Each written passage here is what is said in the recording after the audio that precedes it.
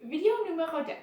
Il y a quelque chose que je changerais si je refaisais le projet de repas francophone. Premièrement, lors de la préparation du poulet, j'aurais dû être plus prudent lors de l'attendrissement de la viande. Car lorsque je l'ai fait, le jus et la viande volaient dans les airs. J'ai même eu des morceaux de viande dans mes cheveux. C'était très dégoûtant.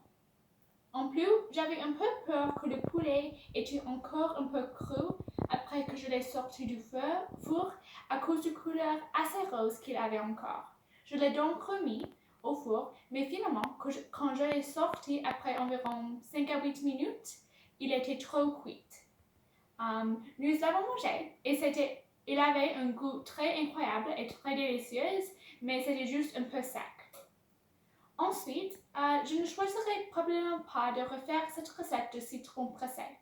Ashton pensait que c'était la meilleure limonade qu'il ait jamais eue, mais moi, j'ai trouvé que c'était trop sucré et qu'il se séparait beaucoup dans les verres. La prochaine fois, il faudrait simplement utiliser du jus de citron pressé avec du sucre jusqu'à ce qu'il cristallise. Mon repas préféré était des chocolats médaillons. Ils étaient super faciles et vraiment savoureux pour manger.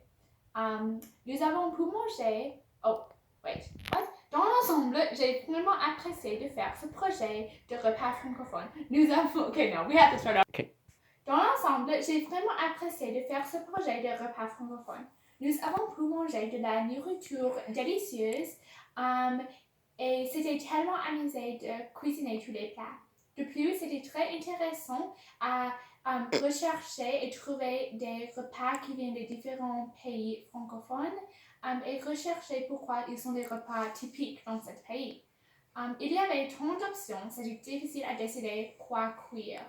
La prochaine fois, je pense que je ferai un autre pays au lieu de la France, peut-être quelque part plus unique et tropique comme le Maroc ou la Martinique.